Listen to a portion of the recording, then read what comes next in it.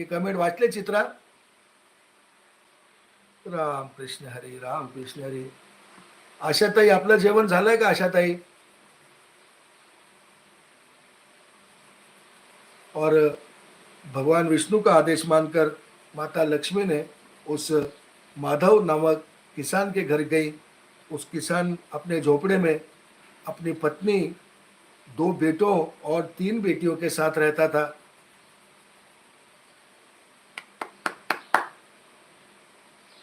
हर हर महादेव शंभो, हर हर महादेव शंभो. तो माधव ने पूछा, बहन आप कौन है?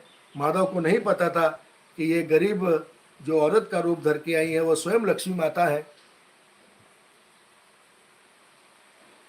मैं एक गरीब औरत, मारा लक्ष्मी माता ने कहा उस किसान से कि भाई मैं एक गरीब औरत हूँ, मेरी देखभाल करने वाला कोई नहीं है, मैंने कई दिनों से खाना भी नहीं खाया है, क्या आप मुझे खाना खिलाएंगे और मैं आपके घर का पूरा काम कर दूंगी, क्या आप बदले में मुझे खाना खिला दोगे? उस किसान माधव को नहीं पता था कि ये स्वयं माता लक्ष्मी है, जो कि भगवान विष्णु द्वारा दिए गए दंड को पूरा करने के लिए उसके घर, उसके झोपड़े में पधारी है. बोलिए वासुदेवाय नमः. ओम वासुदेवाय नमः. ओम भगवते वासुदेवाय नमः. तो जो लक्ष्मी माता थी, उन्हें वासुदेव जी ने दंड दिया था उस माधव नामक किसान के घर काम करने के लिए.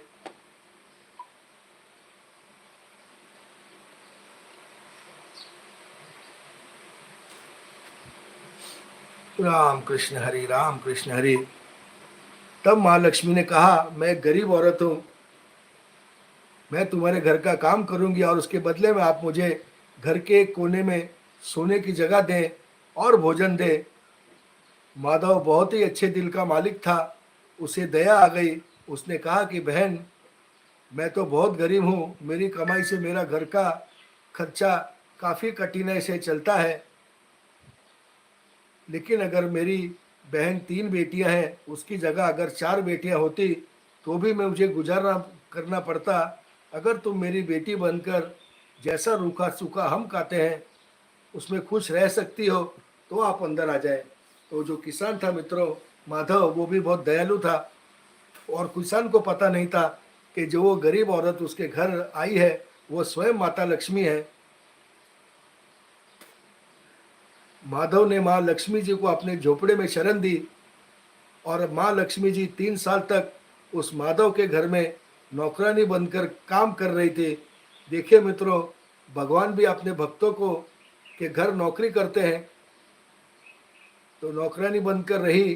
कथा के अनुसार कहा जाता है कि जिस दिन माँ लक्ष्मी माधव के घर आई थी, दूसरे ही दिन माधव को फूलों से इतनी आमदनी हुई कि शाम को उसने एक गाय खरीद ली. ओम वासुदेव भगवते वासुदेवाय नमः. तो माता लक्ष्मी जिस माधव के घर नौकरी करने आई, उस माधव ने एक ही दिन में फूलों से इतनी कमाई हुई कि माधव ने शाम को गाय खरीद ली मित्रों. फिर धीरे धीरे माधव ने जमीन खरीदी और सबने अच्छे अच्छे कपड़े भी बनवा लिए. कुछ समय बाद माधव ने एक पक्का बड़ा घर बना लिया. माधव हमेशा सोचता था कि मुझे यह सब इस महिला के आने के बाद मिला है, इसे बेटी के रूप में मेरी किस्मत आई है.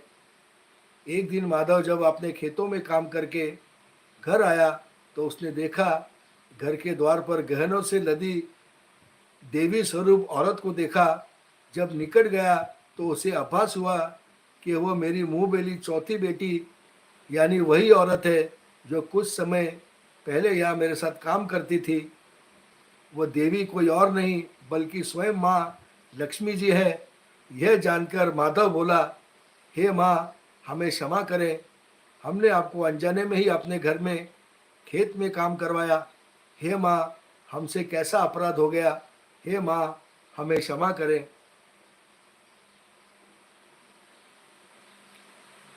हमें माफ़ कर दो लक्ष्मी माँ. यह सुन लक्ष्मी जी मुस्कुराई और बोली, हे माधव, तुम बहुत ही अच्छे और दयालु व्यक्ति हो.